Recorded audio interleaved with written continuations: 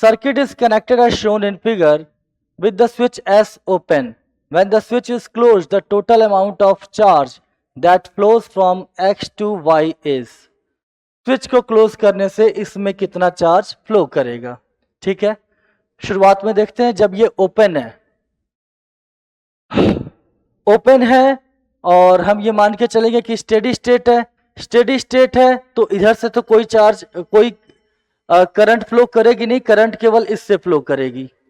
ये 9 वोल्ट है, ये दोनों सीरीज में हो गया क्योंकि करंट ऐसे जाएगी तो ये वोल्टेज आ जाएगा 3 वोल्ट और ये वोल्ट हो जाएगा 6 वोल्ट.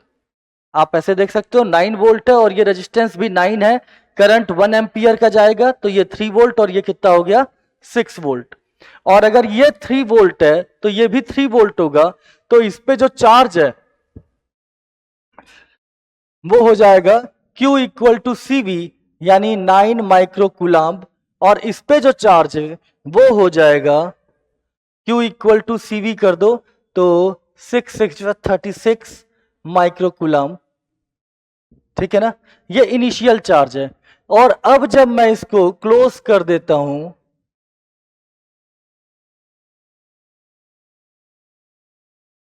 स्विच को ऐसे क्लोज कर दिया मैंने, और अब मैं फिर से सब पे, ये 9 वोल्ट है, 3 ओम, 6 ओम, 3 म्यू एफ और 6 म्यू एफ, फिर से मैं दोनों पे चार्ज निकालता हूं कितना होगा.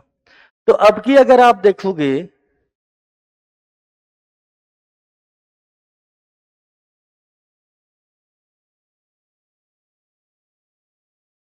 एक मिनट गलती हो गई, यहां पर छोटी सी गलती है.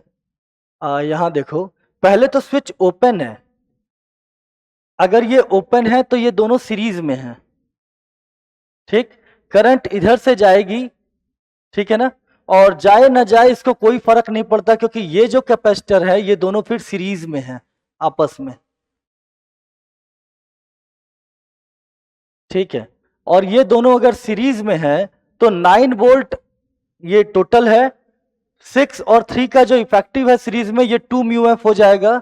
तो इस केस में अगर आप देखोगे तो C इफेक्टिव आ जाएगा 2 म्यू एफ, और वोल्टेज आपने अप्लाई किया है 9 वोल्ट, तो जो Q जाएगा ये C इंटू V कर दो तो ये 18 माइक्रोकूलम्ब होगा. तो इस पे plus 18 mu microcoulomb negative, plus 18 microcoulomb negative.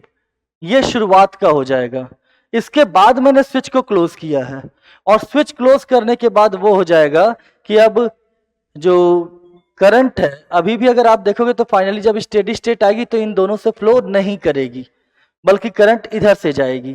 ठीक, और अब इसमें करंट जाएगी और इसका वोल्टेज बराबर होगा, इसका वोल्टेज और इसका वोल्टेज बराबर होगा. करंट नीचे से जा रही है तो ये है 3 वोल्ट और ये कितना है 6 वोल्ट. और अगर ऐसा है तो इस पे चार्ज होना चाहिए 3 3 9 यानी 9 माइक्रोकूलम्ब निगेटिव, और इस पे होना चाहिए 36 माइक्रोकूलम्ब निगेटिव. ठीक, आपसे पूछा है स्विच से कितना चार्ज फ्लो करेगा. तो अब देखिए यहां पे था 18 और बाद में बचा 9, यानी कि जब हमने स्विच को क्लोज किया है तो इधर से चार्ज ऐसे गया है कितना 9 माइक्रोकूलम्ब. इस पे था 18 और अब है 36, यानी इधर से ऐसे चार्ज फ्लो किया है कितना 18 माइक्रोकूलम्ब, यानी स्विच से ऐसे चार्ज मूव किया है कितना 26 माइक्रोकूलम्ब. 26 नहीं 27. तो C राइट आंसर होना चाहिए क्वेश्चन नंबर 5 का. ओके.